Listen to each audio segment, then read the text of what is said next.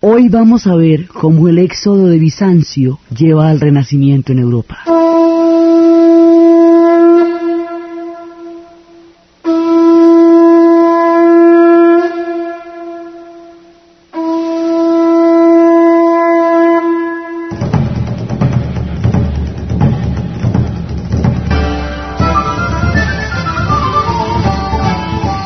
Lo que nosotros llamamos civilización,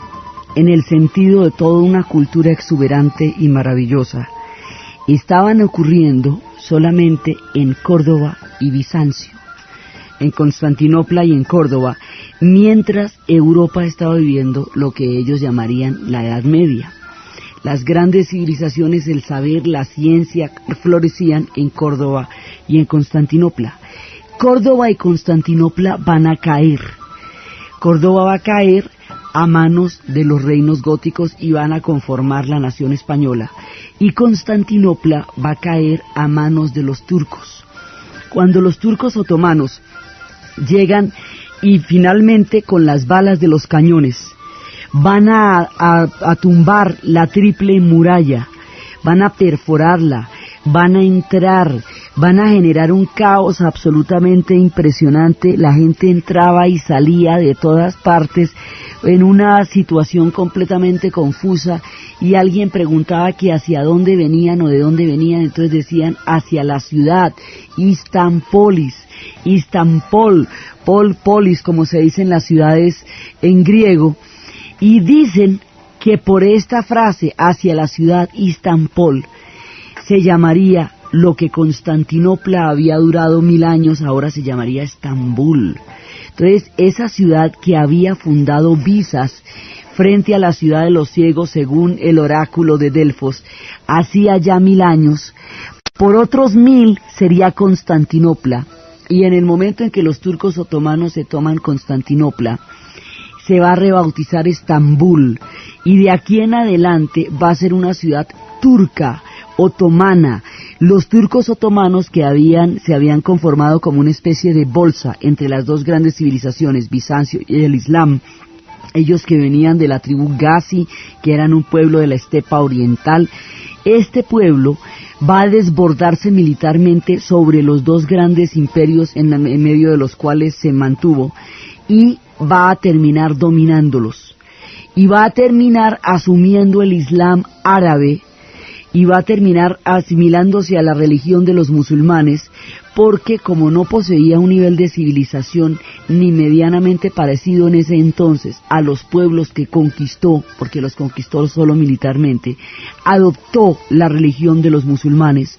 adoptó la fe sunita, contribuyó a que los sunitas fueran la mayoría dentro del Islam, y el Islam seguiría funcionando como religión, pero ya no tendría su centro en la cultura árabe, sino en la cultura turca. Ya no habría en ese momento califatos, sino sultanatos. Entonces, de aquí en adelante, todo el mundo árabe y el mundo del Medio Oriente y el norte de África, todo eso va a ser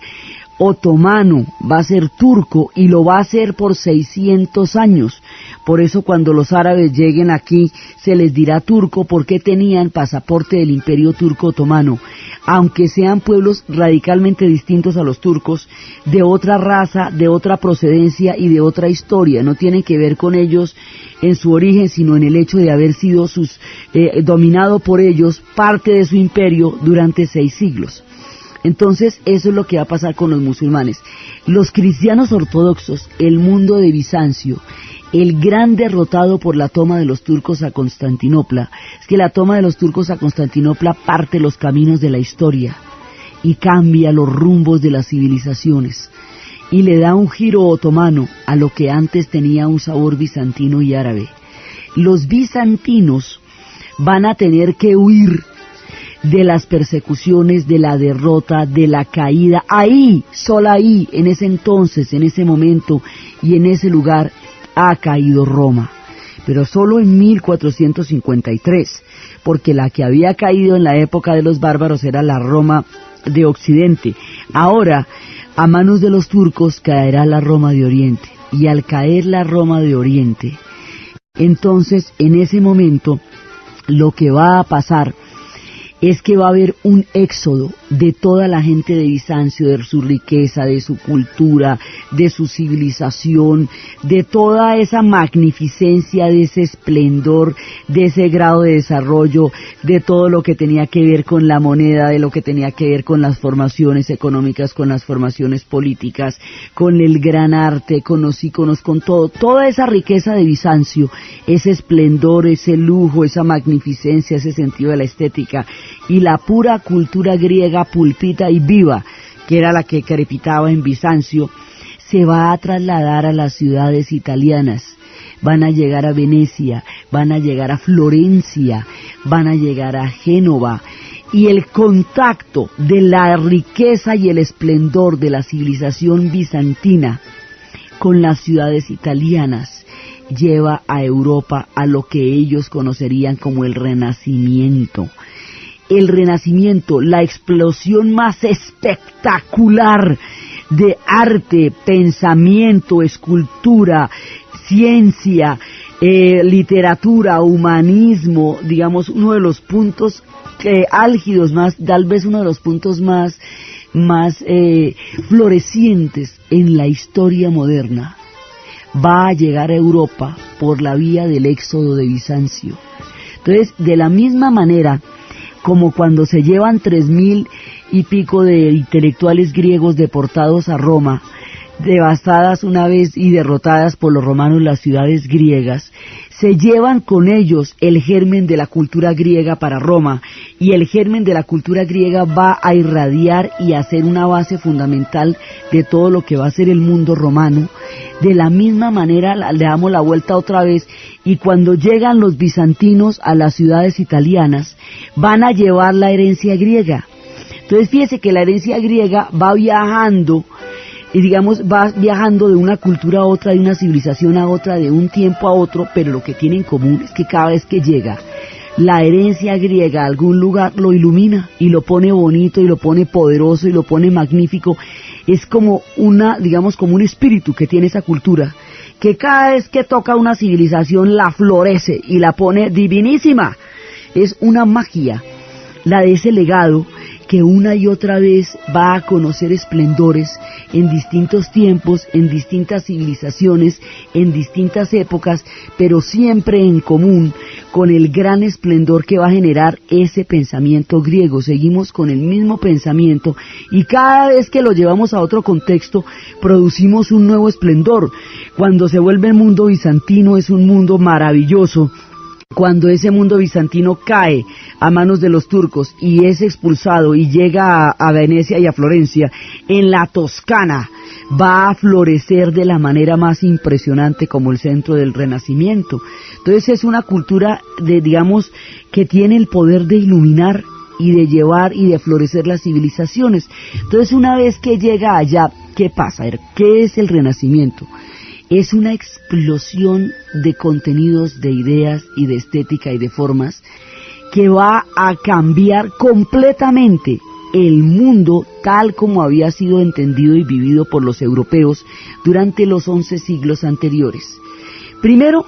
Renacimiento respecto de ¿qué? De la cultura griega y romana. El mundo de la antigüedad llega a través de la continuidad histórica que siempre tuvo en la Roma de Oriente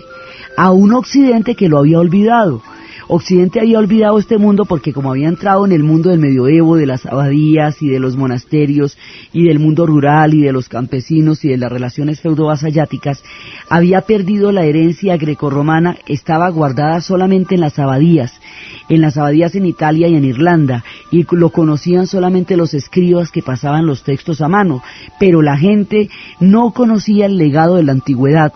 Y el mundo en el que habían vivido era un mundo totalmente distinto al mundo de la antigüedad.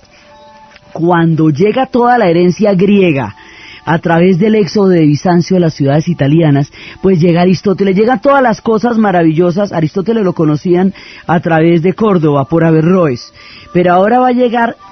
el compendio de la cultura griega y la van a sentir tan magnificente, tan tremenda, tan poderosa, que va a empezar esa extraña sensación de creer que el mundo, que me ha dicho que habían perdido 11 siglos, que se las habían perdido, que eso antes, en la antigüedad, eso era una machera, era una maravilla, eso, mejor dicho, el esplendor, la estética, la escultura, toda esa fascinación y esa luminosidad que produce la cultura griega, y luego un imperio como el romano tan tremendo, que era tan universal. Entonces sienten que con relación al esplendor de esas épocas, la Edad Media no había tenido ni el brillo, ni la magnificencia, ni el esplendor de la antigüedad, y que ahora, al volverse a encontrar con la cultura griega y romana a través de todo el éxodo bizantino, van a volver a sentir sus esplendores y sus grandezas, como si hubiera habido un intermedio, un lapso larguísimo entre una cultura histórica y su resurgimiento. Por eso, por la cultura grecorromana se le llama Renacimiento. Un tipo, cuando está escribiendo la historia de Francia, llama a uno de esos tomos el Renacimiento, y ahí empiezan a acuñar, a generalizarse el término. Entonces existe la sensación de que se perdió el tiempo durante el cual todo este legado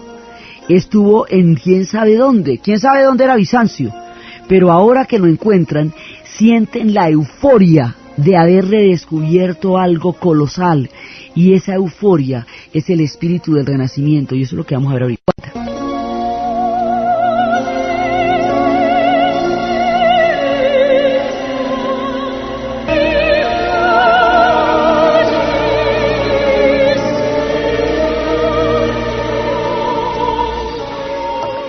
Todo ese éxodo va a producir una sensación de grandeza, todo el éxodo de Bizancio,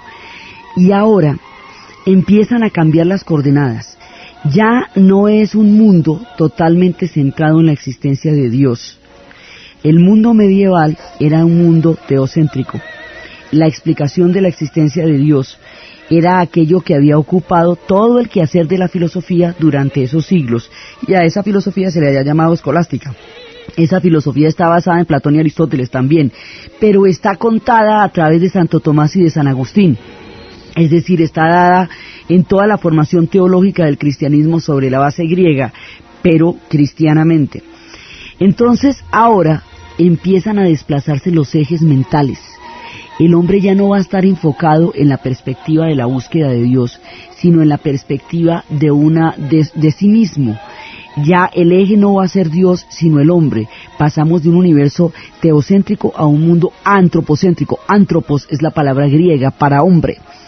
y teos es la palabra griega para Dios. Entonces, de un mundo de teocéntrico a un mundo antropocéntrico. Entonces, la idea es que ya vamos a vivir en este mundo, y la idea de que estamos de paso en este mundo, que estuvo tan supremamente difundida durante todo el medioevo, va a cambiarse por la idea de que este mundo fundamentalmente es el que conocemos, y supongamos que sí existe otro y la salvación, pero bueno, eso ya no es nuestro asunto, nos vamos a ocupar del hombre. El espíritu del humanismo, Erasmo de Rotterdam, toda Petrarca, toda la gente del humanismo, centra la atención hacia el hombre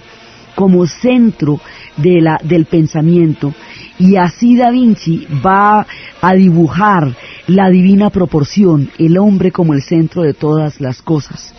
Entonces ya estamos en una actitud totalmente diferente a la actitud del medioevo, porque esta tierra ya no es transitoria, no es un hogar de paso en el camino a la salvación, sino es un lugar definitivo donde vamos a estar. Y eso empieza a desarrollar la idea de progreso, y eso empieza a desarrollar la idea de buscar las leyes naturales, y ya no solamente las explicaciones teológicas, sino las explicaciones de lo que va a ser la ciencia. Entonces retomamos toda la ciencia griega, entonces vuelven otra vez Demócrito, Leucipo, y entonces vuelven las escuelas neoplatónicas, la gente vuelve a leer a Platón, pero ya no la versión cristiana de Platón, que es San Agustín, ni la versión cristiana de Aristóteles, que es Santo Tomás, sino directamente vuelven a leer a Platón y Aristóteles, porque todo el mundo del pensamiento griego había sido mediado por el cristianismo. Entonces lo que se conocía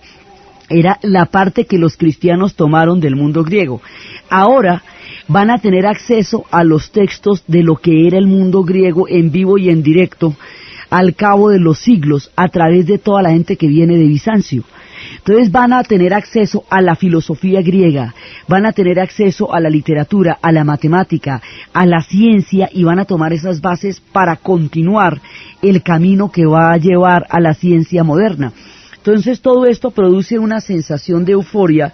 que se traduce no solamente en el espíritu humanista, sino que también se traduce en un desprecio muy grande por el mundo gótico. Ahí es cuando el mundo gótico, que había prevalecido en Europa durante 11 siglos, empieza a mirarse como una era oscurantista, como una era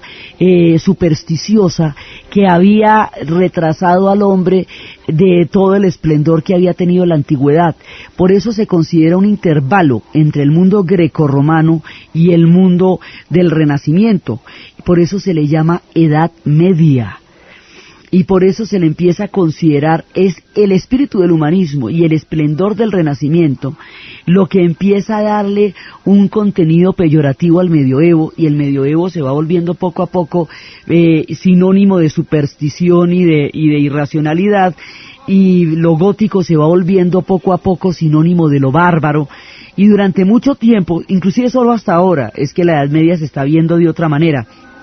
Pero antes, la Edad Media siempre se veía como un lapso de oscuridad, pérdida de memoria, entre el esplendor de la antigüedad y el esplendor del Renacimiento, porque el Renacimiento era tan espectacular, porque es que en el Renacimiento empiezan a aparecer todas las figuras del arte griego, resurgen al cabo de los siglos,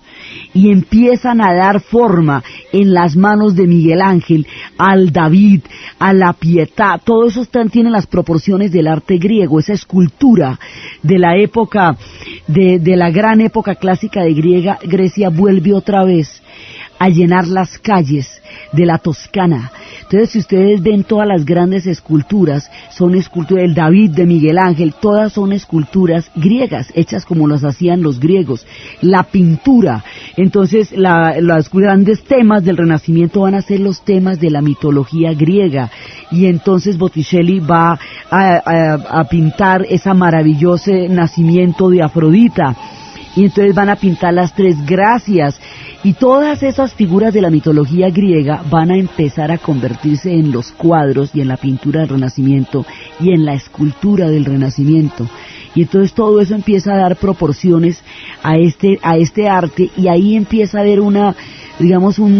complacencia, una alegría, una euforia con tratar de descubrir la figura humana, la figura del desnudo, porque durante todo el medioevo el desnudo no estaba totalmente revestido de ese hálito de santidad, de peregrinación, de desprecio al cuerpo que se dio en el arte medieval. Ahora el arte renacentista rinde culto a la figura humana, al desnudo, a la proporción, a las Venus, a los Apolos, y las estatuas griegas y los dioses del Olimpo vuelven a poblar las calles de la Italia y la Toscana, siglos después, ya en un mundo cristiano, digamos. No es que se les tome como dioses, pero sí se les toma como referencia de lo que ahora va a ser arte. Y la filosofía se toma como referencia de lo que ahora va a ser humanismo,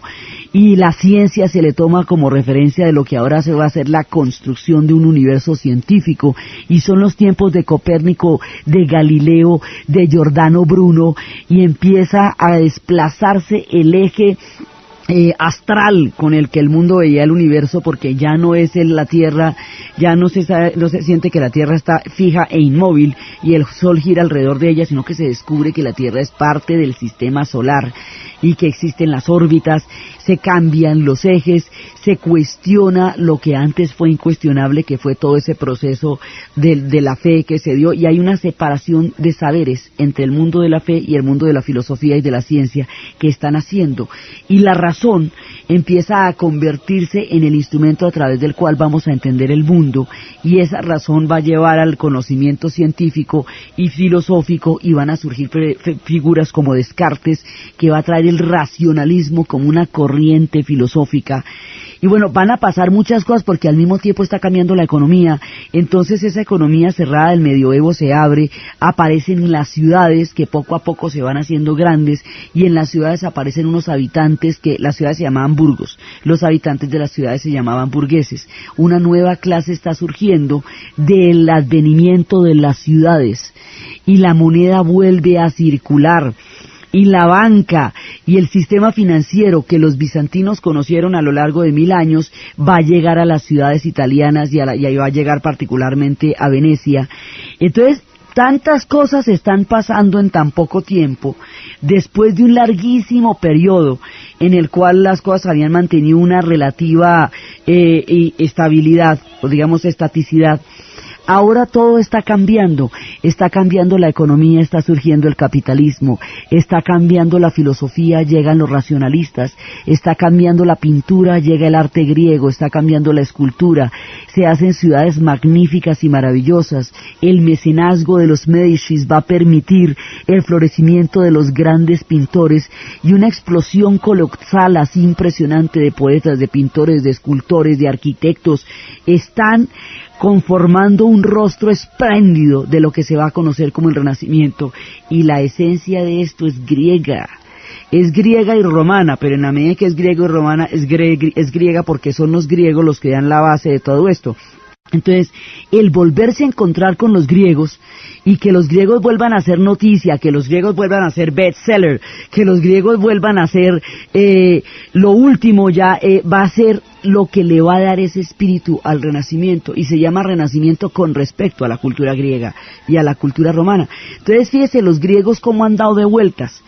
Primero de las ciudades griegas pasaron a Roma. De Roma pasaron de nuevo a Oriente, vivieron 1000 años en Bizancio, y de Bizancio van a pasar a Italia, y a Italia van a llevar el Renacimiento, y esta continuidad de la influencia griega en diferentes partes y tiempos de la historia es lo que hace que se hayan preservado una y otra vez. Así el lugar geográfico desde donde se irradie su influencia cambie, pero la cultura griega va a permanecer. Usted la puede ubicar en uno u otro lugar según el paso del tiempo, y en el Renacimiento pues va a ser la base de todo. Entonces los temas mitológicos van a empezar a poblar los cuadros,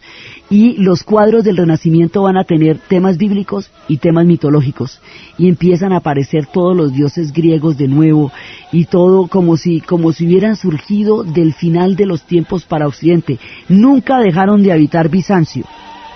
pero los europeos no lo sabían, porque estaba completamente, digamos, el paso hacia Bizancio estaba troncado por los tiempos. Sin embargo, Bizancio era el dique iluminado. Ahora, cuando deja de serlo, pues los turcos están atacando permanentemente a Europa, y de aquí para adelante todo el tiempo va a haber una sola y larga guerra contra los turcos, para evitar el avance de los turcos sobre Europa, porque lo que los contenía era el dique iluminado. Entonces el dique iluminado, que era Bizancio, se rompe, los turcos avanzan hacia Europa, y ahora los turcos se llaman a sí mismos la Sagrada Puerta. Ya no son los tiempos del dique iluminado de Bizancio, son los tiempos de la Sagrada Puerta. Y Occidente, ahí las categorías de Oriente y Occidente se hacen sumamente concretas, porque se considera que Occidente es toda esa Europa que va hasta Viena, y Oriente es toda esa parte otomana que está entrando en los Balcanes. Entonces, en ese momento, los turcos van a avanzar sobre el país de Grecia, sobre el pueblo de Grecia, y lo van a someter. Y lo van a someter mucho tiempo, hasta el siglo XIX, y ese sometimiento va a producir odios históricos de unos tamaños impresionantes, porque todavía muchísimas de las ciudades griegas están en lo que hoy es el país de Turquía. Grandes cunas de su civilización están a ese lado. Fueron salvajemente sometidos porque además perdieron, no es que era contra ellos la guerra y la perdieron, ellos eran Bizancio. Entonces el pueblo griego se va a ver aplastado por la invasión turca y va a estar sometido a los turcos durante mucho tiempo, pero la cultura griega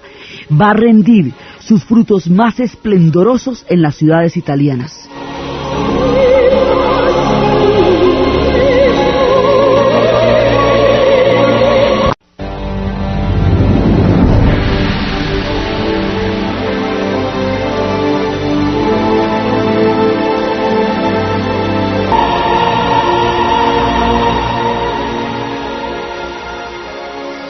Todo este espíritu del Renacimiento está perpetuando la cultura griega y le está dando su influencia en la nueva entrada de Occidente a lo que Occidente va a llamar la modernidad. Lo que se llama la modernidad es el Renacimiento, y lo que más adelante va a ser la Ilustración. Eso es básicamente lo que se llama la modernidad. Entonces Occidente siente que está saliendo de las brumas de un tiempo que considera oscuro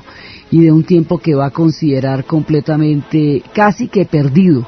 Hoy ya no se ve de esa manera el medioevo, pero el espíritu del Renacimiento es tan eufórico, tan luminoso, tan supremamente resplandeciente, que opaca al medioevo y lo hace sinónimo de oscurantismo. Entonces durante mucho tiempo se va a ver así,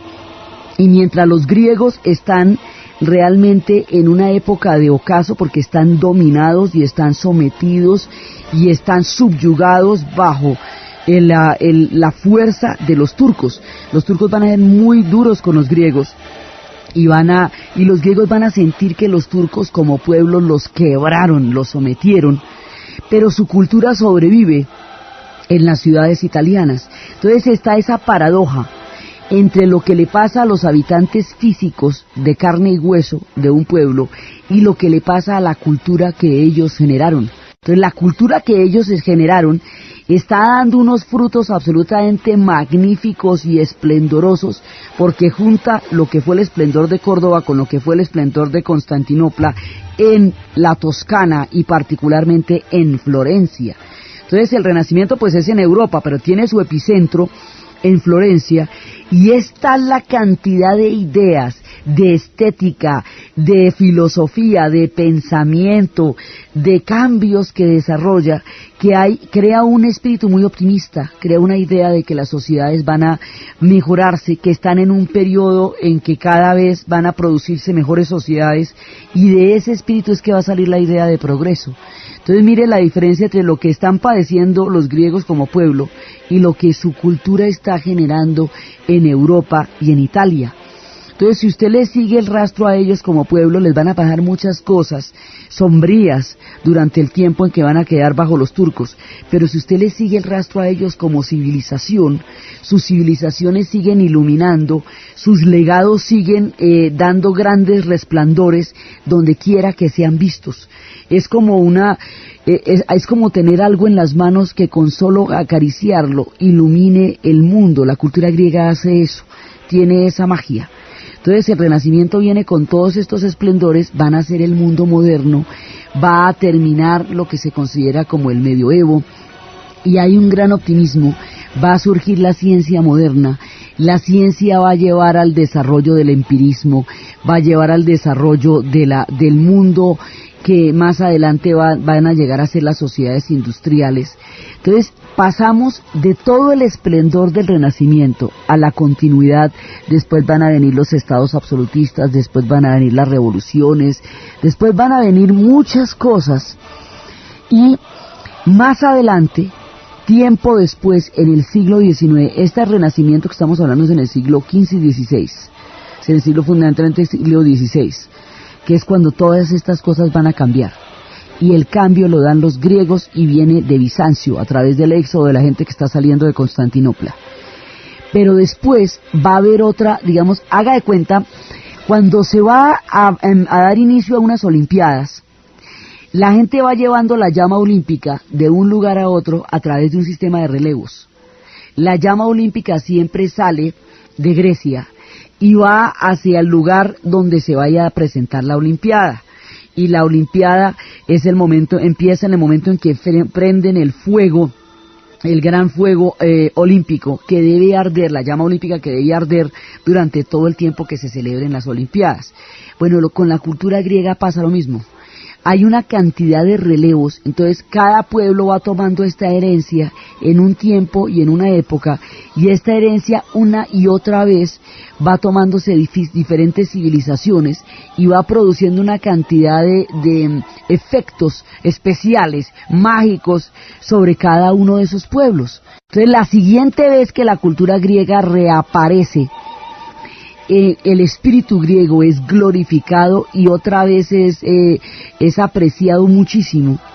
es a finales del siglo XVIII, comienzos del siglo XIX, en un movimiento que se van a llamar los románticos. Entonces la cultura griega nos pasa del Renacimiento, donde da toda la base para las transformaciones de pensamiento, de arte, de estética y de todo,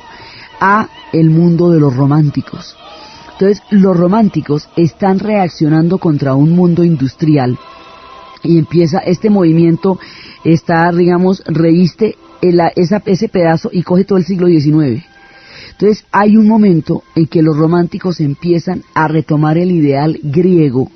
y a retomar el mundo de los espíritus griegos, pero no solamente desde la escultura o desde la pintura, sino desde lo dionisiaco, desde lo delirante. Ellos dicen que había un error de apreciación sobre Grecia, porque se la juzgó mármol y era carne viva. Entonces lo que van a retomar los románticos de Grecia es lo que va a ser el delirio, lo dionisiaco, lo orgiástico, lo loco, porque los griegos también tenían esa parte. Acuérdense que ellos son apolíneos y son dionisiacos. Entonces el espíritu del Renacimiento es un espíritu apolíneo. El espíritu de los románticos es un espíritu dionisiaco, pero unos y otros son espíritus griegos. Acuérdate cómo era la cosa en Grecia, que los griegos llegaban y tenían 9 meses de creación de la geometría, de las artes, de la ciencia, y 3 meses de la dionisiaca, que era la fuerza vivificante, que era el desbordamiento, que era el espíritu más frenético. Entonces los románticos empiezan a sentir que la industrialización y la máquina no va a liberar al hombre, sino que lo va a esclavizar de otras maneras. Que la razón ha reducido todo el conocimiento a lo comprobable, a lo verificable y a lo rentable. Y que esta reducción del mundo a lo puramente rentable y demostrable, que es lo que se va a llamar el positivismo, ha dejado de lado los grandes espíritus que animan el alma humana y la ha empobrecido. Entonces, porque hay una gran euforia alrededor de la razón, pero esta gente empieza a sospechar que esa razón, como la entienden los occidentales, haga las almas más libres. Entonces empiezan a retomar los espíritus que ellos consideran los más profundos espíritus de la libertad. Y los espíritus que ellos consideran los más profundos representantes de la libertad son los espíritus dionisiacos. Entonces, todo este movimiento que va cubriendo el siglo XIX, llega a un punto en que Lord Byron, uno de los poetas más duros del romanticismo, va a morir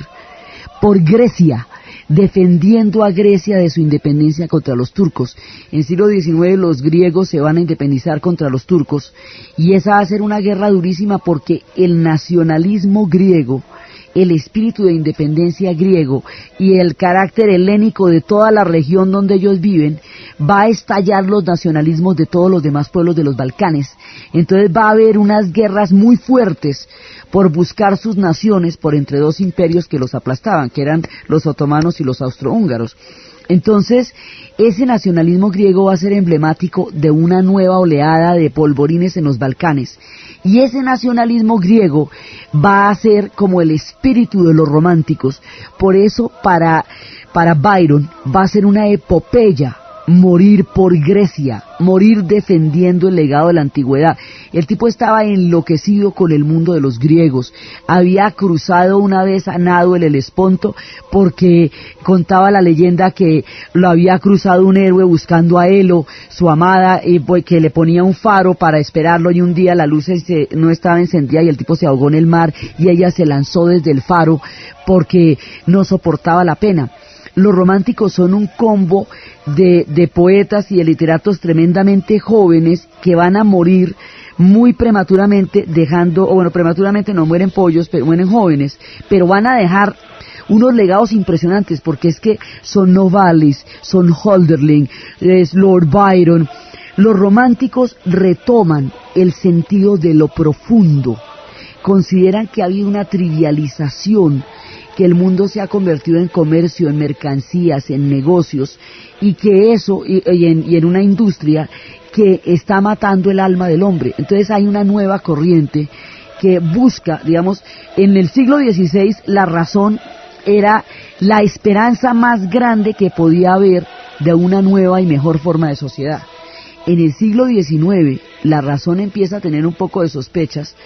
porque los costos de haber excluido del conocimiento a las hadas, a los duendes, a los trolls, a Dionisio y a todas las fuerzas de la pasión humana, supone para los románticos un costo lamentable que ellos pretenden a través de su literatura recuperar.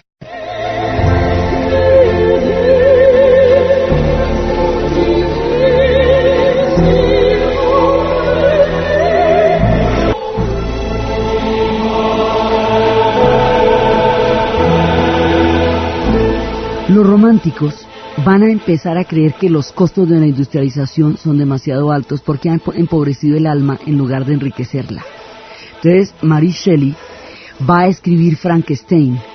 como una manera de contar que nos estamos enfrentando a cosas que son más fuertes y más poderosas, que son engendros que no vamos a poder controlar.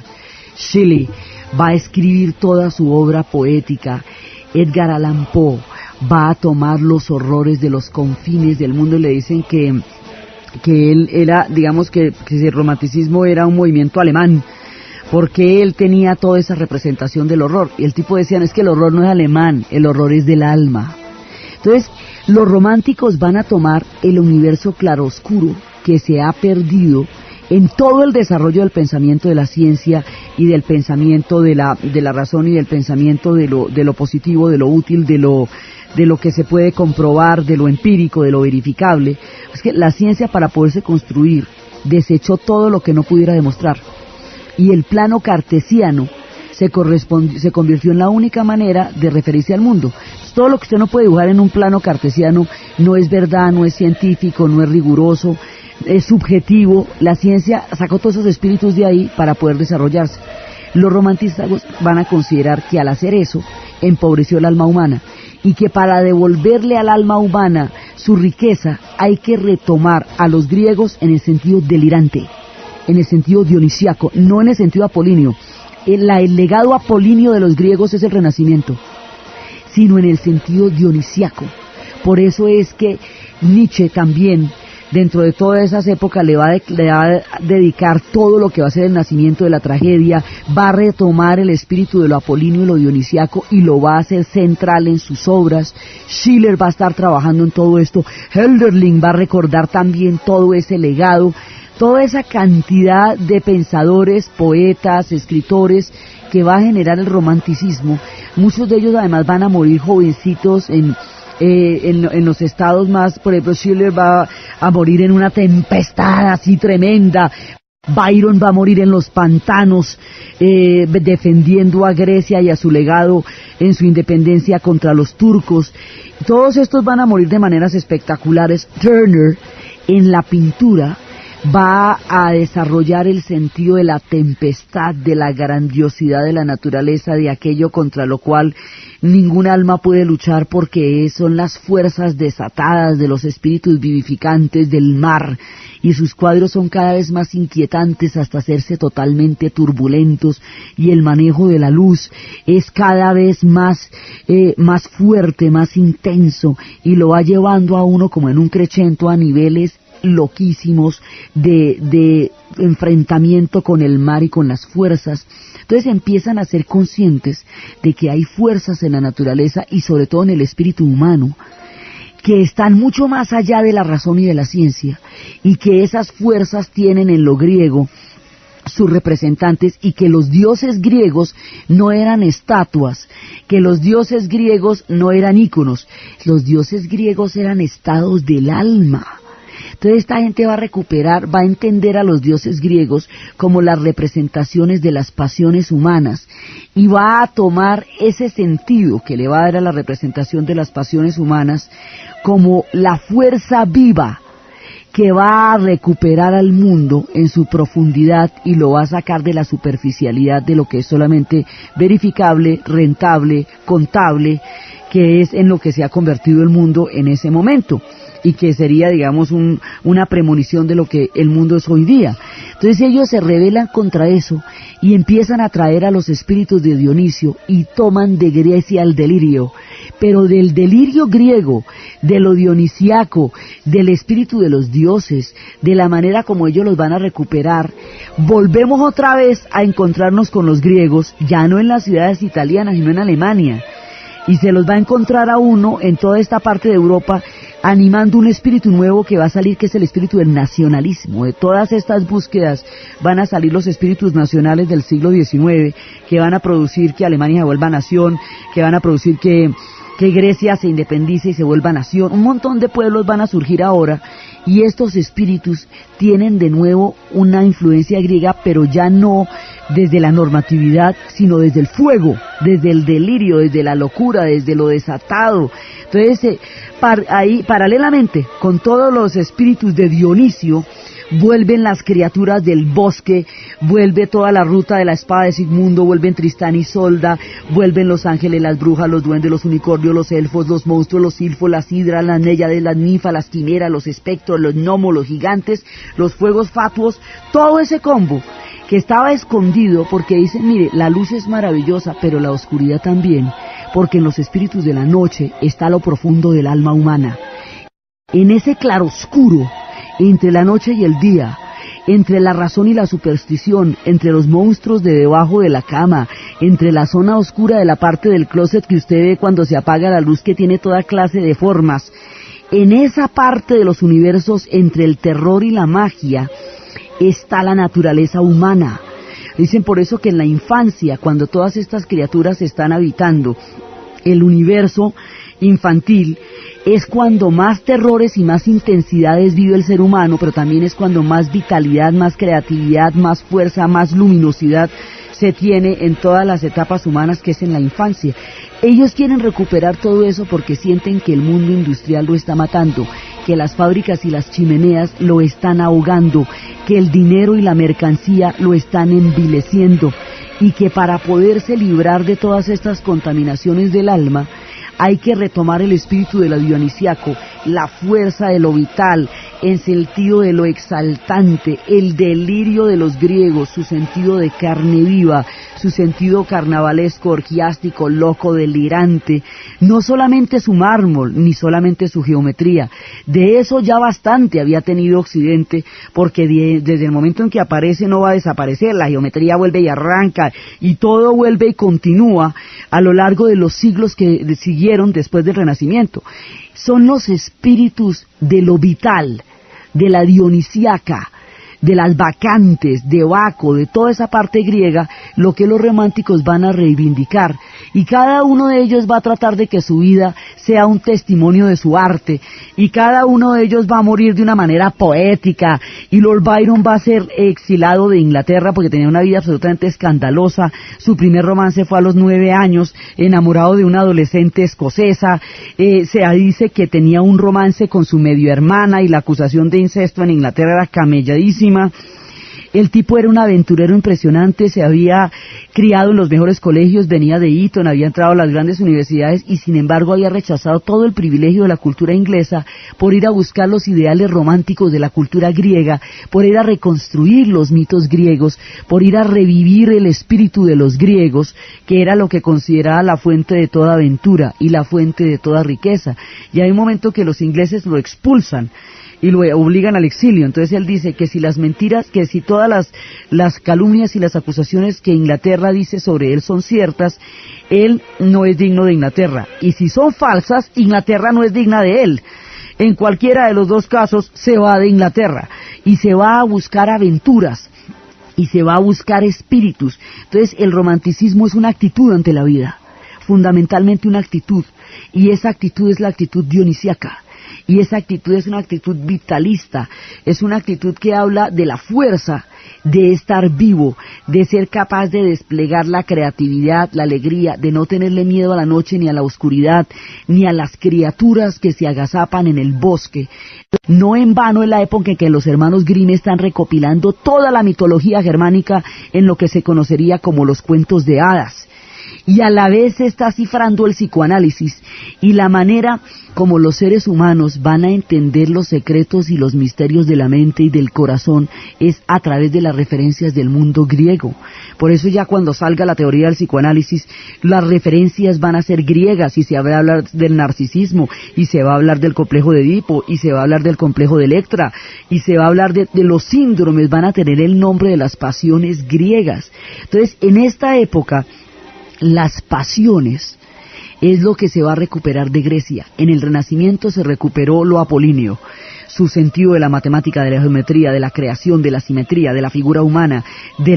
las proporciones perfectas que los griegos habían encontrado sobre el cuerpo y el alma. Ahora se van a recuperar los espíritus, los dioses con sus pasiones, con sus envidias, con sus aciertos, con sus venganzas, con sus celos, con sus rivalidades. Ese carácter que tenían los dioses griegos, que era tan supremamente humano, porque esos dioses eran de carne y hueso, digamos, en el sentido en que sus pasiones, sus celos, sus ardid, sus engaños, sus grandezas, sus miserias, eran las de todos los seres humanos. No eran seres totalmente alejados, exentos de todo error. Eran seres que se equivocaban, que podían ser engañados, a quienes el destino también jugaba pasadas. Eran seres de una cercanía con el espíritu humano que hacía que a la gente le quedara fácil identificarse con esos dioses, porque tenían las mismas pasiones que tenían las personas que pensaban en ellos. Ese espíritu pasional, ese sentido vivificante, esa fuerza, ese sentido de la exaltación de la vida, de los banquetes, ese es el que recuperan los románticos. Y a través de los románticos y su actitud vital, otra parte de los griegos se prolonga en el siglo XIX, en el filo de la independencia de Grecia de los turcos, cuando Grecia está, porque es que además la independencia de Grecia fue todo el pueblo griego en armas contra los turcos, fue digamos como una gesta de todo un pueblo que despertó en los románticos la fiebre de la cultura griega y en un sentido místico de ir a salvarla, de ir a apoyarla, de ir a luchar por ella, de sentir que en esa lucha contra los turcos se libraba parte de ese gran legado de la cultura griega que ellos consideraban lo más enriquecedor del alma que había empobrecido la sociedad industrial. Entonces, a través del Renacimiento y a través de los románticos, los griegos vuelven a vivir en las ciudades italianas, en Alemania, se van trasladando de un lado al otro, de Grecia, Bizancio, a Italia, de Italia a Alemania, y van dando todas las vueltas por la cultura europea, pero en todas las etapas están de una u otra manera presentes, solamente que hay épocas en que esto es más explícito. Entonces, en el romanticismo y en el Renacimiento la cultura griega es explícita, porque se trata de recuperarla y se trata de tomarla como noción para poder mostrar al mundo la riqueza de esa civilización. Y la lucha de independencia de los griegos le da una base histórica a una búsqueda espiritual, a una sed de lo sagrado, a una sed de grandeza, de un sentido de la grandeza que se había perdido en una época en que ellos consideraban cada vez más banal en términos industriales, y hay que ver que en esa época todavía había grandes utopías. Digamos, la queja de los románticos sería hoy muchísimo más sombría y muchísimo más profunda, porque aquello que a ellos les empezaba a molestar después se volvería la característica de las sociedades actuales. Una sociedad solamente en función del lucro era inconcebible para los griegos y era intolerable para los románticos, porque carecía de grandeza. El lucro no puede producir grandeza, y eso era lo que ellos reclamaban. Buscaban en los griegos la fuerza de la grandeza, la fuerza de lo eterno, de lo sagrado y de lo vivificante. Entonces la cultura griega sigue iluminando las civilizaciones y los corazones y los espíritus de todo el mundo que la va tocando, con una magia absolutamente impresionante. Nos estamos acercando ya al siglo XX. El pueblo griego de carne y hueso va a tener una cantidad de retos que enfrentar en el siglo XX, y su civilización sigue iluminando Occidente en una cantidad de relevos históricos que hacen que desde los tiempos de Alejandro y desde los tiempos de Fidias y de Solón sigamos gravitando en el universo que ellos crearon en esas ciudades a las orillas del mar, y que no se extinguen a pesar del paso de los tiempos y de la migración de esas civilizaciones de un lugar a otro. Entonces, desde los espacios dionisíacos de lo romántico, desde el mundo vivificante de los espíritus del delirio griego presente en la sed sagrada de los románticos, desde la explosión estética del Renacimiento, la recuperación de las perfectas proporciones de la figura humana y del esplendor de los dioses en los lienzos que hicieron grande a Florencia, desde la luminosidad que esta cultura es capaz de crear en los pueblos que la tocan. En la narración, Diana Uribe; en la asistencia técnica, César Moreno; y para ustedes, feliz domingo, y el siglo XX nos aguarda en Grecia.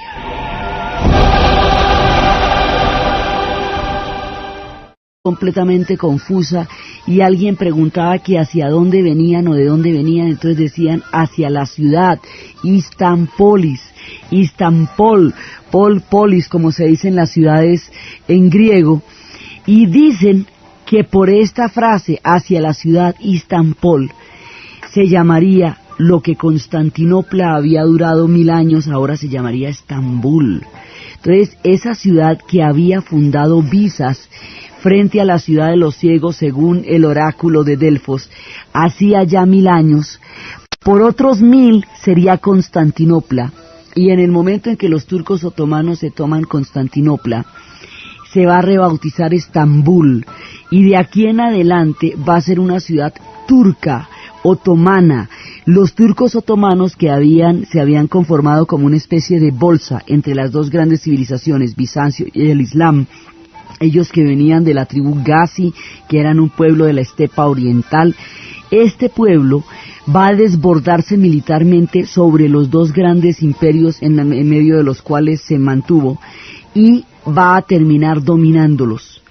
y va a terminar asumiendo el Islam árabe, y va a terminar asimilándose a la religión de los musulmanes, porque como no poseía un nivel de civilización ni medianamente parecido en ese entonces a los pueblos que conquistó,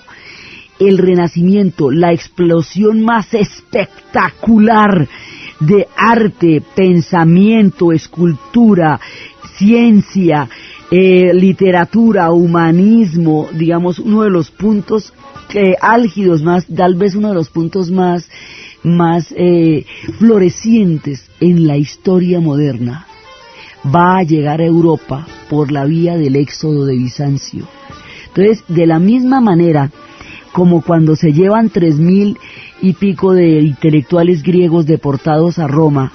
devastadas una vez y derrotadas por los romanos las ciudades griegas, se llevan con ellos el germen de la cultura griega para Roma, y el germen de la cultura griega va a irradiar y a ser una base fundamental de todo lo que va a ser el mundo romano. De la misma manera le damos la vuelta otra vez, y cuando llegan los bizantinos a las ciudades italianas, van a llevar la herencia griega. Entonces fíjese que la herencia griega va viajando, y digamos va viajando de una cultura a otra, de una civilización a otra, de un tiempo a otro, pero lo que tiene en común es que cada vez que llega la herencia griega a algún lugar, lo ilumina y lo pone bonito y lo pone poderoso y lo pone magnífico. Es como como un espíritu que tiene esa cultura, que cada vez que toca una civilización la florece y la pone divina, porque los conquistó solo militarmente. Adoptó la religión de los musulmanes, adoptó la fe sunita, contribuyó a que los sunitas fueran la mayoría dentro del Islam, y el Islam seguiría funcionando como religión, pero ya no tendría su centro en la cultura árabe, sino en la cultura turca. Ya no habría en ese momento califatos, sino sultanatos. Entonces, de aquí en adelante, todo el mundo árabe y el mundo del Medio Oriente y el norte de África, todo eso va a ser otomano, va a ser turco, y lo va a hacer por 600 años. Por eso cuando los árabes lleguen aquí se les dirá turco, porque tenían pasaporte del Imperio Turco Otomano, aunque sean pueblos radicalmente distintos a los turcos, de otra raza, de otra procedencia y de otra historia. No tienen que ver con ellos en su origen, sino en el hecho de haber sido dominado por ellos parte de su imperio durante 6 siglos. Entonces, eso es lo que va a pasar con los musulmanes. Los cristianos ortodoxos, el mundo de Bizancio el gran derrotado por la toma de los turcos a Constantinopla es que la toma de los turcos a Constantinopla parte los caminos de la historia y cambia los rumbos de las civilizaciones y le da un giro otomano a lo que antes tenía un sabor bizantino y árabe. Los bizantinos van a tener que huir de las persecuciones, de la derrota, de la caída. Ahí, solo ahí, en ese entonces, en ese momento y en ese lugar ha caído Roma. Pero solo en 1453, porque la que había caído en la época de los bárbaros era la Roma de Occidente. Ahora, a manos de los turcos caerá la Roma de Oriente. Y al caer la Roma de Oriente, entonces en ese momento lo que va a pasar es que va a haber un éxodo de toda la gente de Bizancio, de su riqueza, de su cultura, de su civilización, de toda esa magnificencia, de ese esplendor, de ese grado de desarrollo, de todo lo que tenía que ver con la moneda, de lo que tenía que ver con las formaciones económicas, con las formaciones políticas, con el gran arte, con los íconos, con todo. Toda esa riqueza de Bizancio, ese esplendor, ese lujo, esa magnificencia, ese sentido de la estética, y la pura cultura griega pulpita y viva, que era la que crepitaba en Bizancio, se va a trasladar a las ciudades italianas. Van a llegar a Venecia, van a llegar a Florencia, van a llegar a Génova, y el contacto de la riqueza y el esplendor de la civilización bizantina con las ciudades italianas lleva a Europa a lo que ellos conocerían como el Renacimiento. Hoy vamos a ver cómo el éxodo de Bizancio lleva al Renacimiento en Europa.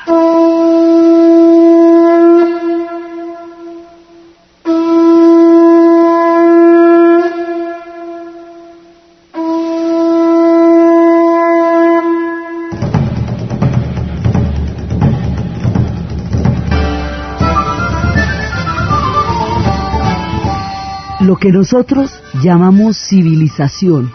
en el sentido de toda una cultura exuberante y maravillosa,